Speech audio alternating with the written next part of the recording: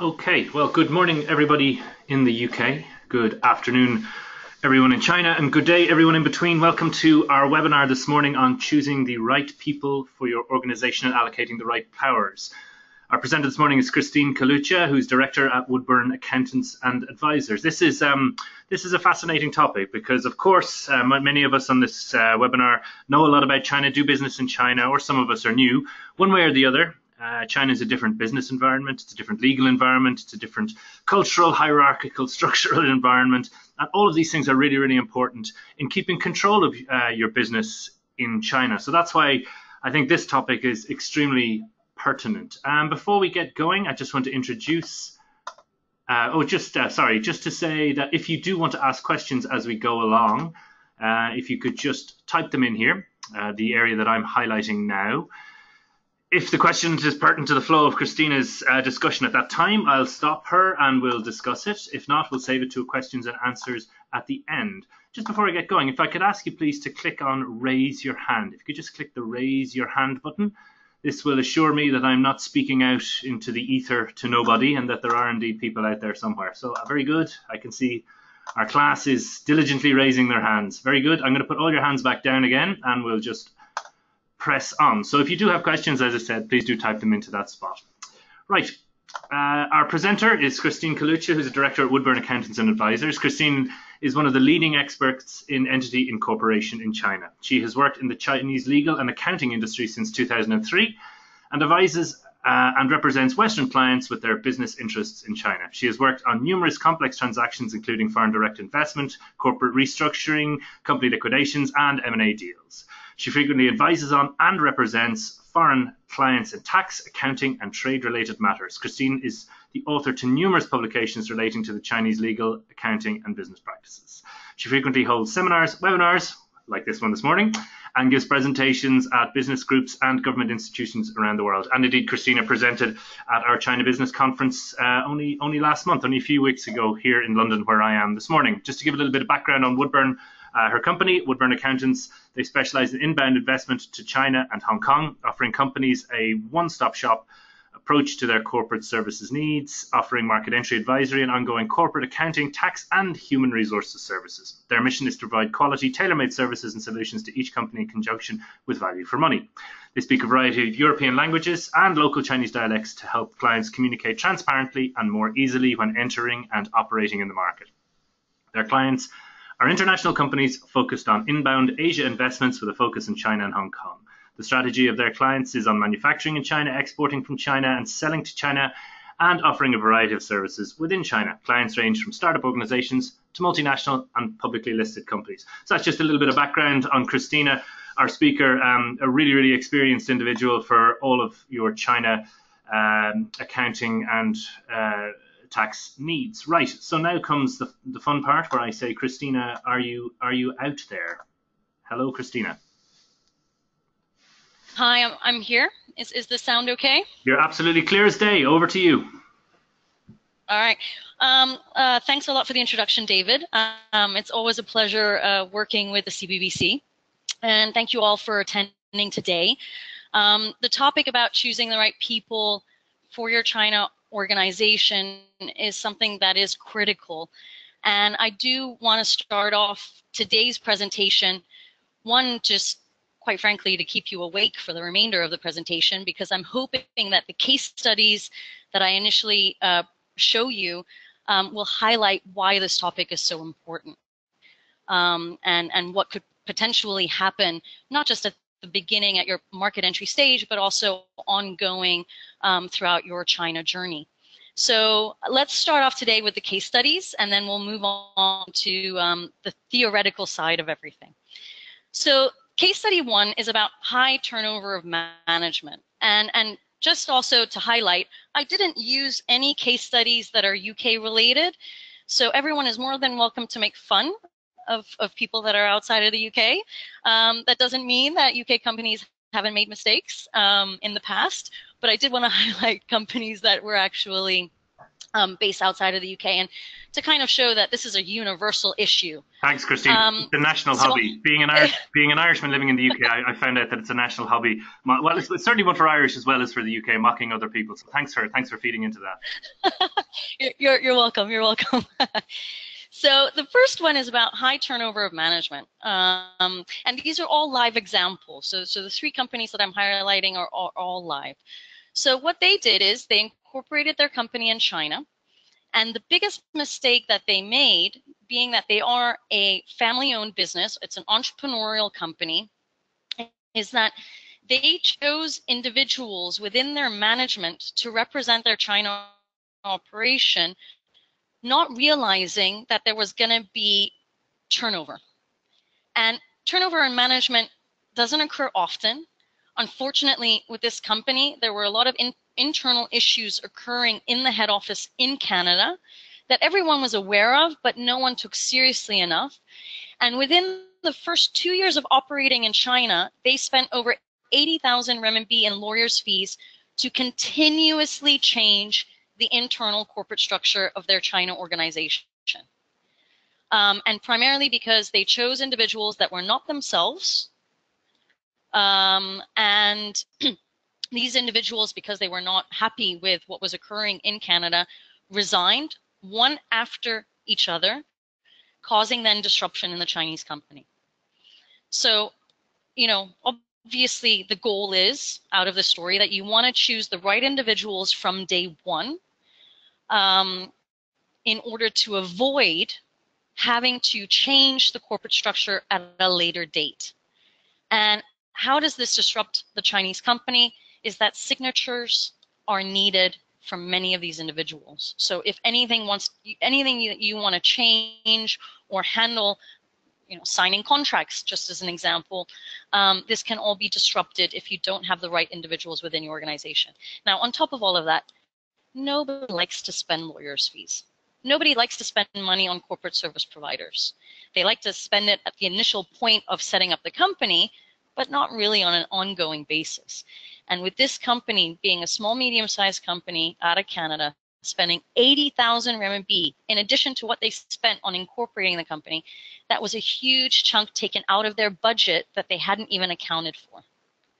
So, when you create your budgets, make sure you also have a buffer for situations like this, where you're going to have to update and change your internal corporate structure. The next case study, David. The next one is termination of individuals within the corporate structure. So this is an Italian SME. They had been established in China for a number of years. They had chosen a legal representative who was Italian, who all relocated to China to manage the subsidiary. This individual was not just a new hire at the point of establishment, but was an individual that was within the company for a longer period of time. Things didn't go well with the relationship, which obviously happens, and the Italian headquarters decided to terminate his employment, but along the way, forgetting that he had the role of legal representative. Now, how did they realize they'd forgotten? It was because they wanted to make certain changes within the organization. They also wanted new contracts to be signed, and the contracts were not approved because it did not have the right signature stamp, the legal representative CHOP, / signature of the individual on those contracts. Now, because the termination was not mutual, from my perspective was not fair, it got to the point, it was basically just an ugly, very ugly termination. When they wanted to replace the legal representative within the government offices, one of the documents that does need to be signed is by the old legal representative, which they just were not able to obtain because the individual said, now you need me for something? Now you want something from me? After what you've done, I'm not going to give it to you. And since you fired me, you can't do anything about it. It even got to the point where the government office said, no, you can't make a replacement if you don't have the signature of the old individual.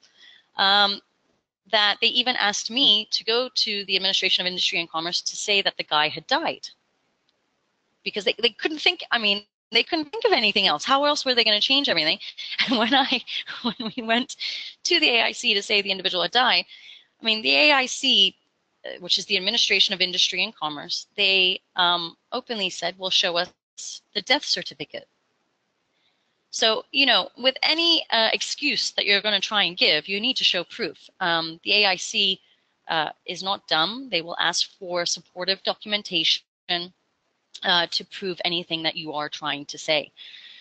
This is just, again, to show if you have critical individuals that are in really critical positions within your corporate structure in China, don't end the relationship on ugly terms in case you might need something from them in the future.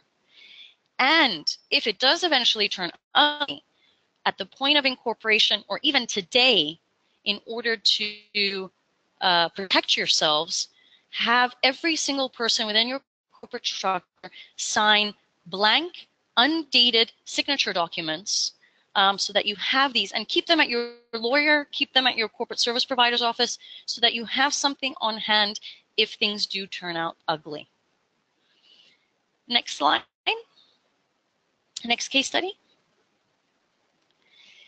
The third one was quite a serious one. This was if you have no replacement for individuals within the corporate structure, which could absolutely occur. You have nobody that is willing to take on the risk or liability to act as one of the positions that is needed within the corporate structure. This occurred with a US company that incorporated their China subsidiary. The legal representative was the head of their Asia Pacific operations, which is a very logical choice in terms of having someone hold this position. Everything was perfect until he resigned. The minute he resigned, this individual sent us an email saying, please remove me as the legal representative within this structure. I replied saying, this is not a problem, I just need head office's approval and the name of the replacement. For a year and a half, the US company could not find or decide on a replacement for this legal representative, which basically meant that this individual was the appointed legal representative for a year and a half, where he was not even working within that organization, was actually working for another company in the role of head of Asia Pacific operations. And the issue is when you are appointed as a legal representative, you are considered the legal face to the entity. And if anything bad were to occur, you get sued, there are criminal charges filed against individuals within the organization. Whatever it might be, those are all worst case scenarios, but whatever it might be, he would be liable and potentially not be able to enter China, which could affect his current position and his new role within his new organization. He threatened to sue the company. He didn't really want to go through with it. He also himself didn't want to pay for lawyers' fees. But for a year and a half, they had no replacement. When you have these individuals in place within your corporate structure in China, you cannot change them nor replace them until you have the name of an individual with their passport copy. That is a very critical point. And one of the aspects that I will be talking about later on in the presentation is having an actual backup plan, knowing, who are your second choices. So let's begin today with all the theory behind all of this. And I hope these three case studies were able to show you really the importance of choosing the right people and trying to make your life simple when choosing these individuals. So here I've highlighted within a limited liability company in China, so that would be a WFOE or a FICE or even a joint venture structure for foreign investors, you have two options available to you. The one on the left is an option with a board of directors. The one on the right is the option with an executive director. Now, on this slide, I feel like this slide will be the easiest for me to highlight to you quantity of people needed, because usually that's the biggest issue that I see with entrepreneurial companies and SMEs is they just can't, they don't have the quantity that is required. So with a board of directors, you need a minimum of 3 people. Generally speaking, the chairman of the board is also the legal representative, who can also then be the general manager. The supervisor has to be somebody completely different. There should be no conflict of interest between the supervisor and the people that are highlighted on the left-hand column, which means that if you have a board of directors structure, you need at least 4 individuals, 3 within the board, one of whom will hold legal rep and GM, and then the supervisor. 4 individuals. In the structure on the right, you have an executive director. Quite honestly, this structure is something I would recommend for all business owners and small SMEs that are looking to go into China and have very small operations in China. The executive director can be the legal representative and can be the general manager. Supervisor has to be someone separate because of the conflict of interest, which means that for this structure, you only need 2 people, 2 individuals. All right, so keep these structures in mind because this will guide you through the remainder of today's discussion. David, the next slide, thank you. So let's go into detail about all of these roles and all of these positions. So shareholder. The shareholder is the investor to the China operation, and the key point here is knowing which individual within the shareholding structure is going to be the authorized signatory to approve the Chinese investment. And if any changes were occur along your China journey to change, that authorized signatory will be that individual will be the authorized signatory to make any changes later on as well. This is really important because the signature and the individual's passport copy is kept with the various government offices. So if there is a change within the shareholding structure as to who the authorized signatory will be, that has to be updated within the computer systems of the various government offices. Do you choose a board of directors or do you choose an executive director? This will all come down to the size of your operation. From my experience and also my recommendation, I would go with the executive director route in order to have a simplified corporate structure where you would only need 2 individuals. And generally speaking, the executive director would also be the authorized signatory from the shareholder, meaning that you have just 1 individual signing all of the documentation and making the decisions related to the China company. Where I'm heading with this is that it's mostly used for companies that are individually owned. So for business owners, the business owner himself or herself would be the executive director, or very small SMEs that are going to have small operations. The head of China should be the executive director. Who is appointed as legal representative? Now, I'm going to go into a lot of detail about the legal representative because really that is the key position in relation to the corporate structure. But in terms of who should be appointed, I would recommend it to be the chairman of the board or the executive director. Why? Because these are the decision makers. They know what the goal and the strategies are of the China operation. The general manager is the person who is implementing the goals and the strategies and is handling the day-to-day operations within the organization. It can absolutely be the legal representative.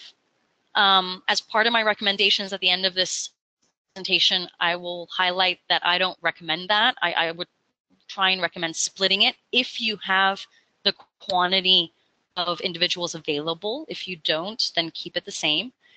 But it's just to minimize the amount of liability for each of these roles if you separate it out. I will also highlight later on in the presentation who the general manager should be. I want to save that for that slide to really pinpoint on it. Who is the appointed supervisor? Well, let me explain what a supervisor is first, because this is not a common term that's used in the Western world.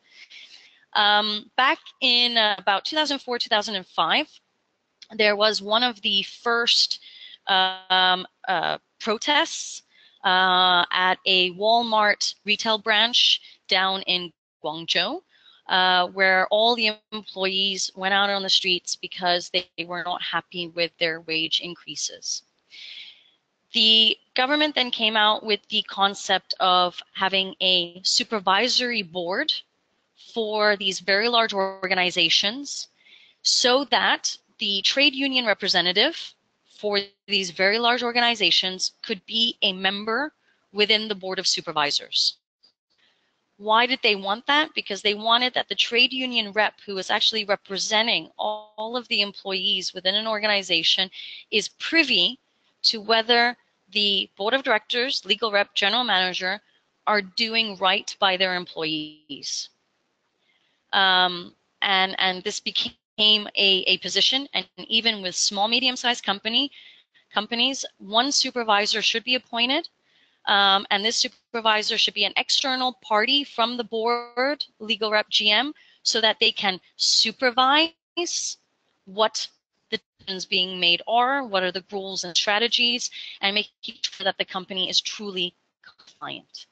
The supervisor doesn't report to the GM, the legal rep, the board. They report directly to the shareholder. And I guess you could kind of say it in simplified terms that the supervisor is the spy to the organization. They are there to really make sure everything is going well with the company. Next slide, David. Just jumping in, Christine, I have a question here from Susan. She's asking, basically, to sum up her question, is there any restrictions on nationality? Like, do any of these positions have to be Chinese or non-Chinese, or et cetera, et cetera? No. Not at all. So none of these roles have to be local. None of these roles have to be westernized. You can do a mix. You can do, all Westerners, all Chinese. That's totally up to you. All right, super. Thank you. This slide, I think, is really important in helping you decide who the individuals should be. It has absolutely nothing to do with the corporate structure, but these questions are still important and need to be raised when deciding who will be the individuals within the corporate structure. So the first question is, who or what is making the investment into China? The shareholder. Is that a company or is it an individual? Again, my recommendation is always make sure that there's a corporate structure holding the China investment. If the shareholder is an individual, that's really a lot of liability to put on that individual as a shareholder. So I would try and have a corporate structure, a corporate entity holding your China subsidiary. Who is China company decision maker? Once you know who the decision makers are, if there is more than one, then that will actually help you to filter who to actually appoint then for the roles of the corporate structure. Really highlighting who are the decision makers, meaning who's going to be creating the budget, who is going to be creating the strategy, who is going to be fulfilling the day-to-day management, who's going to be in touch with that office on a daily basis. These are all individuals that are decision makers and should be involved then in the corporate structure, whether that is people within the finance department, marketing department, purchase department, sales department. You should look at anybody who is involved in that China business. Who will be the CFO or finance manager of the China operation? Now, this is a key point because maybe you want this person who is going to be looking at the figures of the China company and will know if anything is going wrong, i.e. if there's fraud, if there is, if goals are not being reached, to act as the supervisor. I would usually recommend the supervisor to be somebody in a financial management role, as looking at the numbers is the first sign as to seeing whether the company is going good or not good. Who will be the bank signatory? Or who will be approving payments? Now, you're probably wondering, why am I now bringing up banking issues? But dealing with your capital investment is not something that should just be given to anybody. So who's going to have the role of operating that account and approving the payments? Potentially somebody within the corporate structure of your China subsidiary. Because again, they'll be knowing the figures and they'll be controlling the capital. Who will keep the control of the company chops? Now, I'll go into greater detail about the importance of the company chops if you're not aware of that yet. But the company chops are vital stamps that are utilized to operate in China. They are used to sign contracts. They are used on bank accounts. If you lose these, you cannot actually physically operate. Who's going to hold them? Are they going to be kept in the UK? Are they going to be kept in China? And if it is in China, who is keeping them? And how are you going to know that they're not misused? So things we'll look at later down the line. Next slide, we're going to be looking at the criteria of these individuals. So first of all, they do not need to reside in China. And just to emphasize the question from Susan, they don't have to be Chinese. They don't have to be British. They can be anybody you like. But, leading me to point 2, they should be people responsible for the China business. Do not pick random people within your company and say, oh, well, this person is not involved with China. He will then have absolutely no liability for the China company because he's got absolutely no clue what's going on within the China company. That's absolutely rubbish. It's not true. And in fact, the fact that he probably knows less is more critical and more dangerous for him or her than if somebody who knows what's going on in the operation. With a board of directors, as well as an executive director, by default, the chairman is the legal representative and the executive director is the legal representative. This is by default. And in certain cities, the government offices require that. However, there are other cities where it is not a requirement. But it is something I recommend in any case, that the chairman of the board is the legal rep and the executive director is the legal rep. The members of the board, any member of the board, in theory, can be the legal representative who can also be the general manager. This is not in all cities where they can also be the legal rep, but in the majority of cases, it's flexible. So a member of the board can be the legal rep who can also be the GM. Executive director can be legal rep who can be the GM. The supervisor cannot be a member of the board, cannot be the executive director, cannot be the legal representative, and cannot be the general manager. Those are the requirements, and those are the criteria. Now, there are additional criteria for the individuals, but I haven't listed them here because for me they're quite common sense. Number 1, they shouldn't have a police record. They should never have been arrested. They should never had a certain jail term, whether it would be in the UK or whether it would be in China. Background checks could be done by the Chinese government. So, you know, choose people who have a clean slate on their record would be something I would sum up. There is an age requirement for all of these positions. Everybody has to be 18 and over. Again, that's just, something that's common sense. I wouldn't choose an 18-year-old to fulfill any of these roles in any case. But that's basically the sum up of the criteria. The next slide, David. So we'll go into now each individual role and what the duties are for these roles. So you have an understanding of the liability level, but also what does it actually mean to hold this position. The shareholder represents the highest level of authority of the Chinese company. The shareholder is the one that outlines the objective about the company operations. You know, basically the shareholder has been the decision maker to go into China and make the investment. So they are the highest level of authority. They will be creating the objectives related to that structure and that entity. What is key to understand is who is the authorized signatory for the shareholder. Now, what happens if there are numerous directors with equal voting powers in the shareholder structure. And again, this is usually for much larger organizations. Or for companies that have a type of joint venture structure in the UK, where you might maybe have 2 directors, 2 partners, 2 directors. I would try and have at that point a power of attorney where you appoint 1 individual. I say this only because of efficiency and convenience.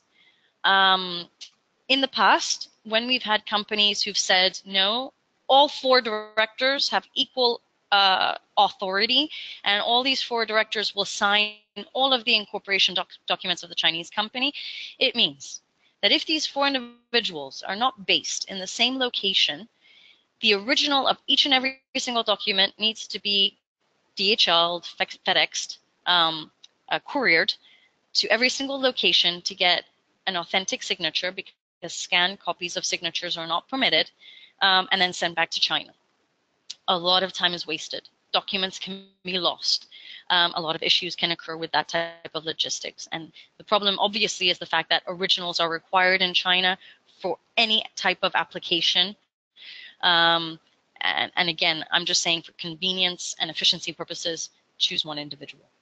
You can then have internal policies within your headquarter company about how this person should, sign.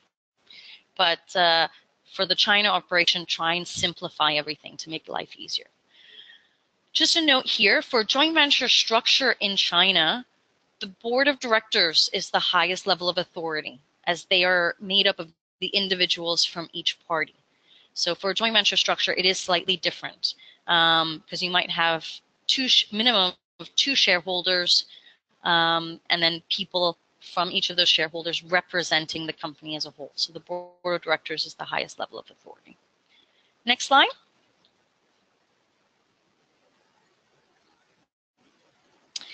The board of directors or the executive director is executing and outlining the operational flow to achieve the objective that has been set forth by the shareholder.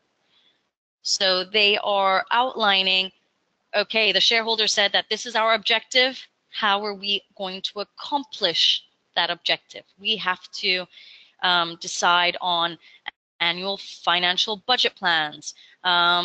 We have to think about profit distribution plans or loss recovery plans. We have to think about whether we need to increase or decrease registered capital over time. We have to think about the legal form or exit strategies in case the objective is not fulfilled. How do we leave the market? The board of directors and executive director will also appoint and dismiss the general manager, and they will also determine policies, internal policies for workflow, but also for HR issues.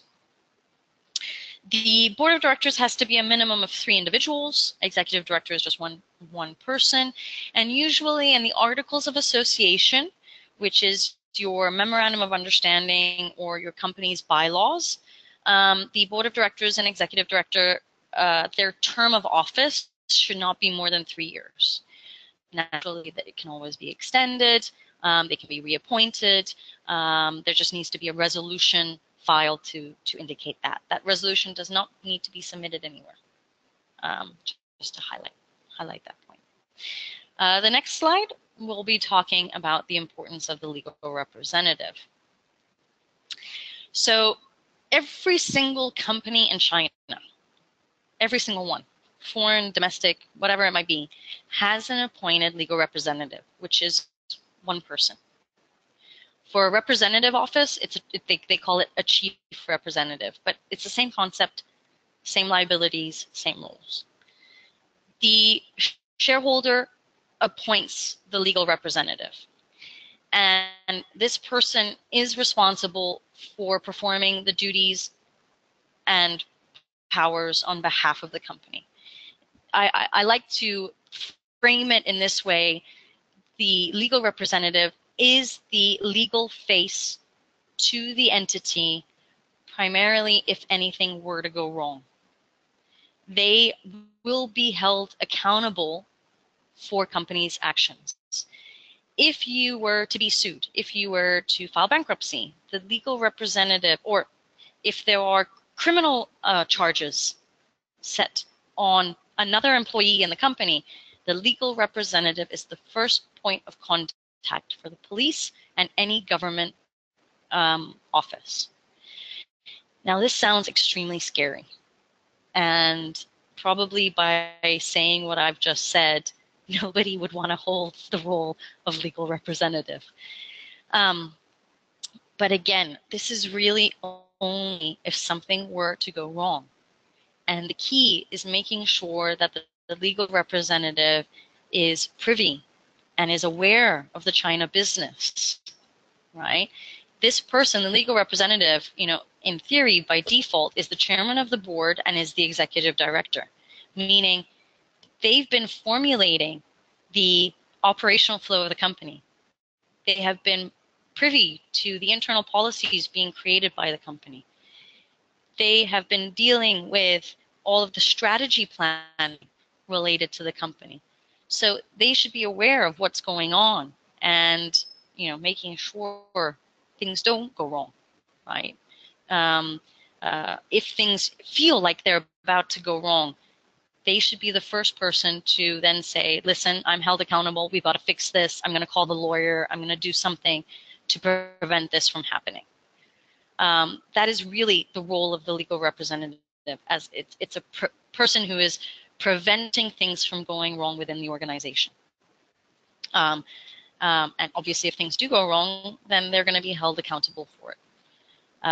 Yes, worst case scenarios, there have been cases of jail terms and whatnot.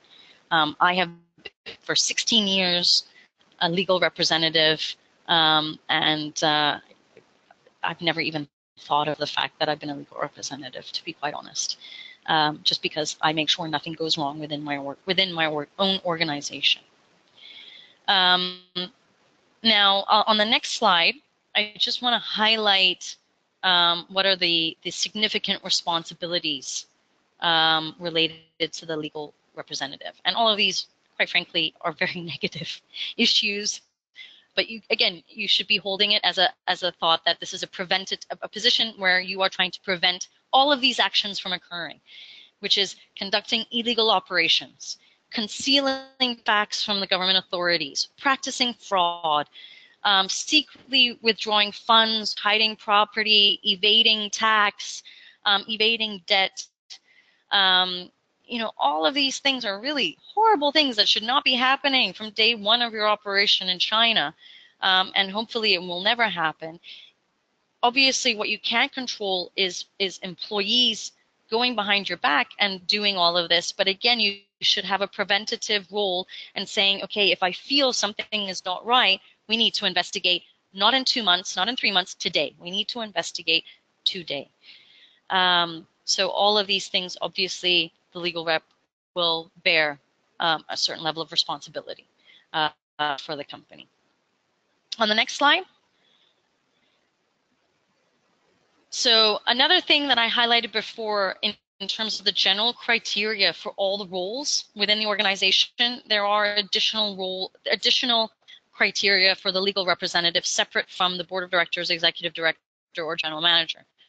The key here, there are additional ones, but I really wanted to highlight these 3 points. One is that less than 3 years have passed since the completion of the liquidation of a bankrupt company in which he or she did not only have the position of the legal rep, director, or manager, but also held personal responsibility for the bankruptcy.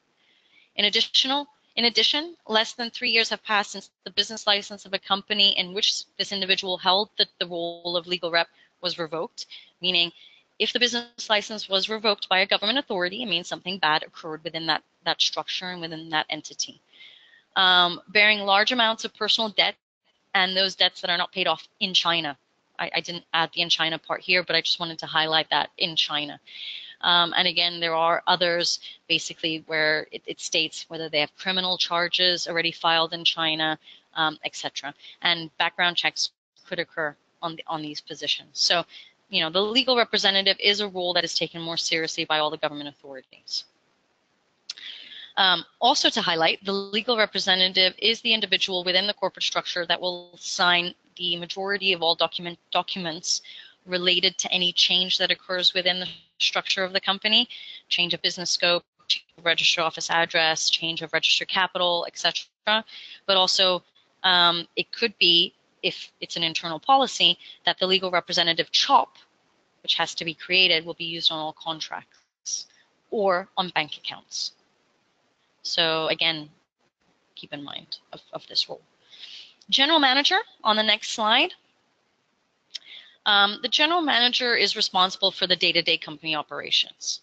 And again, in the Articles of Association, it does mention that they have a mandate for 3 years. Now, one thing I didn't want to mention earlier, I do want to mention here, is the following. I have had clients approach me and say, oh, I have to appoint a general manager at the application point of incorporating my company, but actually I haven't hired my general manager yet in China, and I'm interviewing, and this person will probably be appointed only once the company is incorporated, because I can only hire people at that point. So I'm kind of in a bind. What do I do? You don't want the general manager that is appointed from the shareholder, and that this name and the passport copy is placed within the government systems, to be from somebody that you've just hired, that you don't even know. You've met him 2 or 3 times through interview processes. If you want to make your life easier, choose the general manager that is also in your head office that's going to do the day-to-day operations. The general manager should be the person in UK office that is calling your China office on a daily basis, you know, for whatever, for sales, for purchases, for marketing, it can be somebody from any division that has a key role within the China operation, but is in communication on a daily basis for the China operation. You don't want it to be somebody you've just hired in China that maybe has the title GM. And fair enough, they have the title of GM, but you don't necessarily want this person that you might not pass through probation to be listed in the Chinese government system as your general manager, knowing you might fire them at some point and have to then change all of the documents and go through that entire process. It just can be really a bureaucratical nightmare if you have to do that. So again, if you are a smaller operation, try and keep the general manager role within somebody in your UK head office to hold that role. Next slide. The supervisor, so I already went through this in quite a lot of detail. You know, to just sum it up, they are overseeing the execution of the company's duties, objectives, strategies, and looking at the day-to-day management that's occurring within the company, and kind of acting as a spy to make sure everything is going well and reporting to the shareholder. For larger companies, you need a board of supervisors, and for smaller companies, just one supervisor, and the mandate is also just for 3 years. Next slide, David.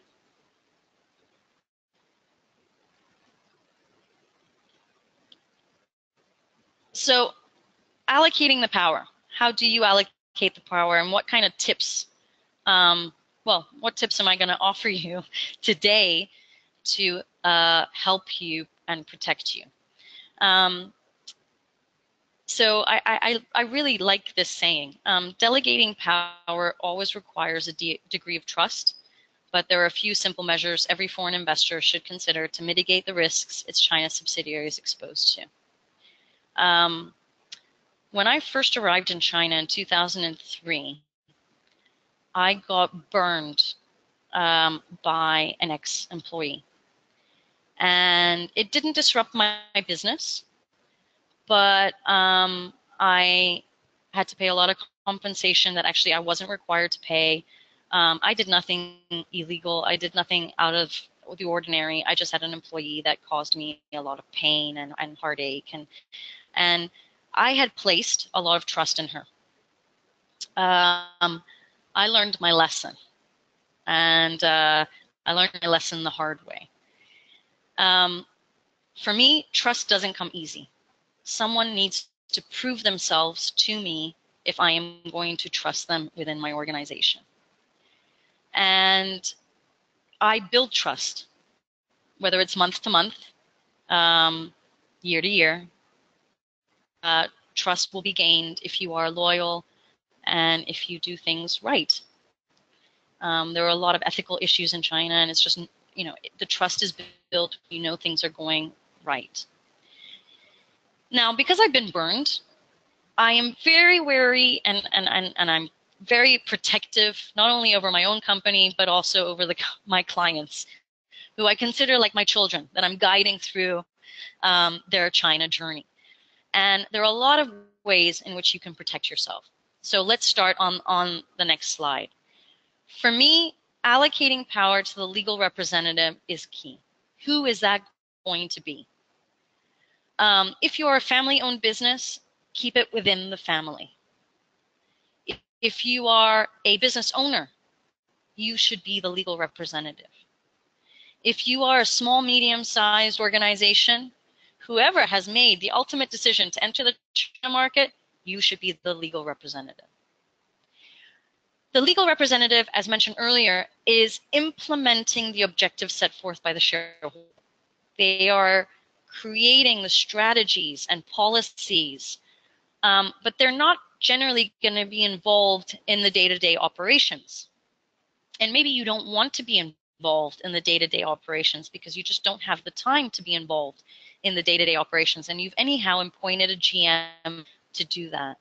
What you want, though, is to have a very solid and very firm relationship with that general manager, whether it's the general manager that's appointed within the corporate structure or just the general manager that's appointed within your China subsidiary that's actually physically on the ground in China. Maintain that relationship. Don't get lazy over it. Nurture it, because what you want is that this general manager is your whistleblower, is your spy, is your on-the-ground spy to make sure you are privy if anything bad is happening or on the way. Don't be scared to hop on a plane, travel to China, and make sure everything is going correct. I know we're all on tight budgets, but follow your gut instinct, and if you feel something is not going right, either with a deal, with internal issues, hop on a plane and fly over and do that before it's too late.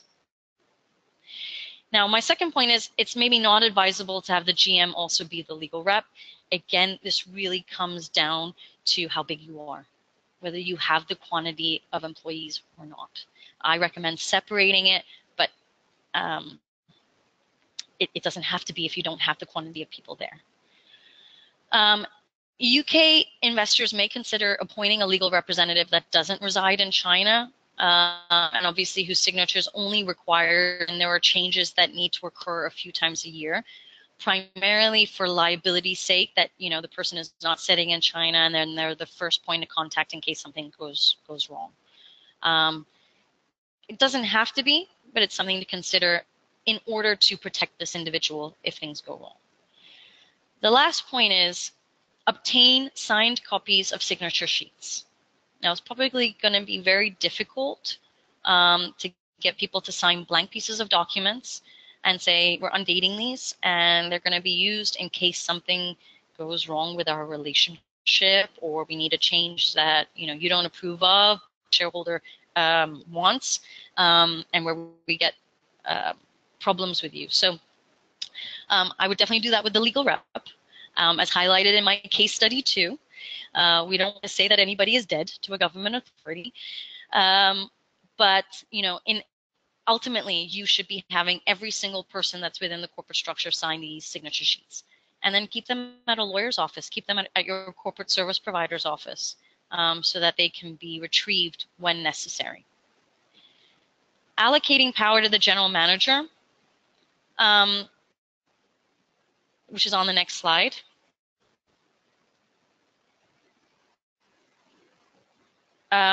Don't appoint the general manager that's going to be appointed within your within the corporate structure, i.e. within the government offices of China, if you've only known them for less than a year.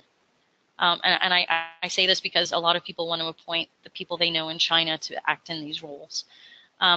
Try and keep it within the family, if you can, within your UK office family, within your own family business.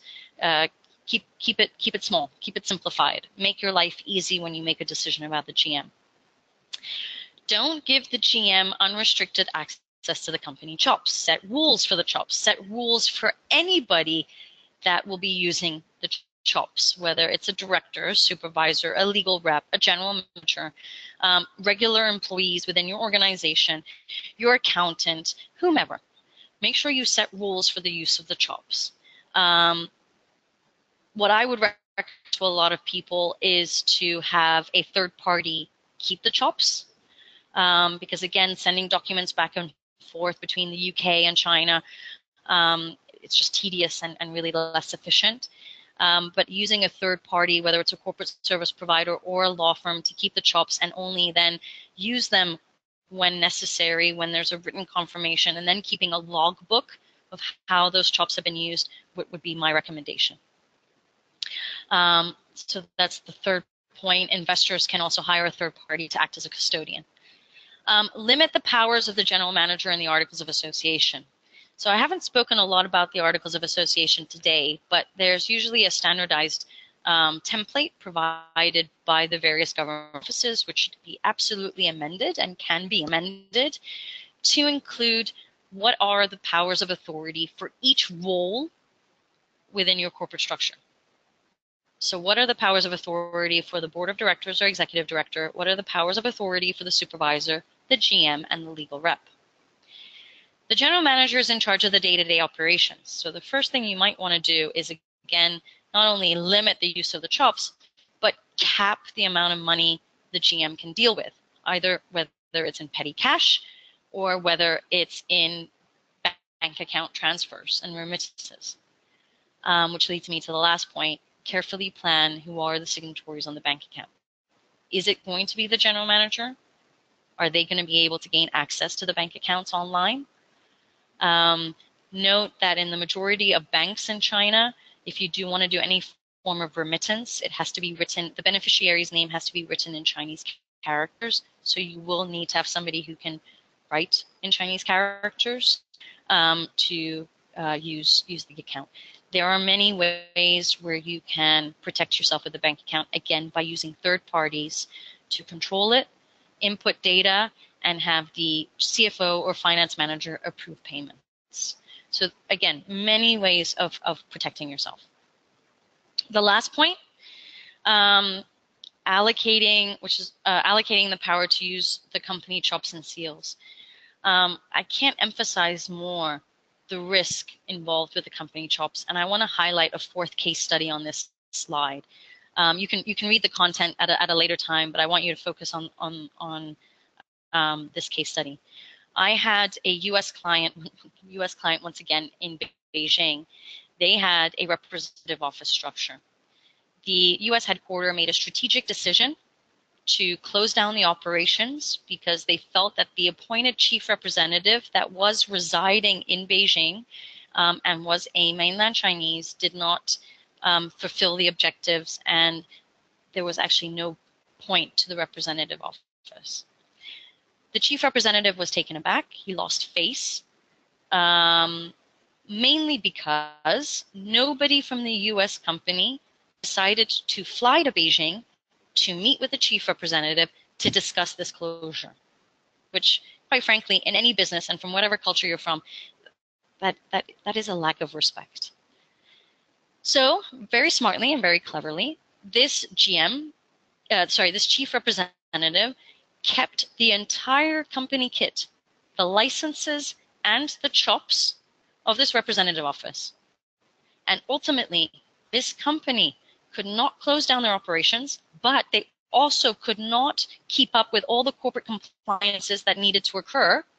They were also not doing any of their tax declarations as needed, and the U.S. head office was blacklisted within the Beijing Administration of Industry and Commerce's computer systems, which, if you are blacklisted, means you cannot incorporate in Beijing with that head shareholding structure any longer. Big issues. And you don't want to leave China. And although they wanted to leave China, you don't want to leave China in that way, because you never know in the long term if you're going to be back. and then you don't want to have your name blacklisted. So having somebody locally, the chief representative, keep all the chops, keep all the licenses. He had the power to do whatever he wanted, and ultimately he made sure that that head office didn't close down the company. I also have another case where a general manager, using the chops, increased his salary amount, which was never relieved, was never found out by the head office until 6 months after the fact, at which point he disappeared. So again, the use of the company chops and steals and who handles them and how they're being used are very critical for your China business. On the next slide, it's just an overview of what chops exist, which I think you can all read at a later date. But I do want to end today's presentation on the following slide, which is highlighting my philosophy. And my philosophy is the following. Avoid a laissez-faire attitude. Pay attention to your business. You can have the right individuals chosen for your organization, and maybe you're in that structure. Just don't have a laissez-faire attitude. Really, pay attention to your business. Why? Because knowledge is power. Knowledge is power anywhere you are. It gives you the leverage, and I truly believe in China, it gives you the leverage you need to succeed. Know what's going on. Even if you choose the right individuals, understand what's happening within your organization. Again, it leads me to the laissez-faire attitude. Don't just say, oh, with the 7-hour time difference, I don't know what's happening. I can't be bothered to check. I've never even read the financial statements. I don't know what these individuals are actually doing. Oh, please, please, please don't have that attitude. Have a backup plan. Account for all possible scenarios. Implement tactics to secure the ideal outcome. One of these is having, plain sheets of paper signed by the various individuals, undated. That is a backup plan. That is something to protect you. Have logbooks. Have third parties help you to maintain control of your organization in terms of keeping logbooks, keeping the company chops, having access to your bank account, limiting the amount of people that have access to everything. You don't want to put all control within one individual. It's like putting all your eggs in one basket. Nobody does that.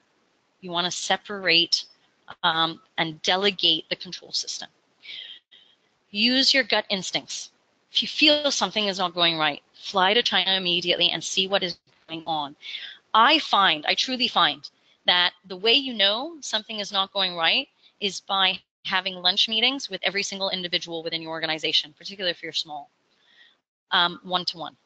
Having a conversation, understanding whether they're happy, not happy. It will also indicate to you whether the people in the corporate structure are doing their job well, and you'll get a much better insight into what's happening on a daily basis. Common questions: can this be right, or is it just China? Really, this is how things work in China? Ask the question to a consultant or advisor. Honestly, no question is a dumb question. And if you are asking these questions, it means something is not right. It means you're using your gut instinct to realize this just is not common sense. This is not something I would do in the UK. If you would not do it in the UK, you should not do it in China. All right. The systems in China and the way of doing business in China has become more westernized. There are certain things which are culturally not done, but ultimately, signing contracts, doing certain things are all required.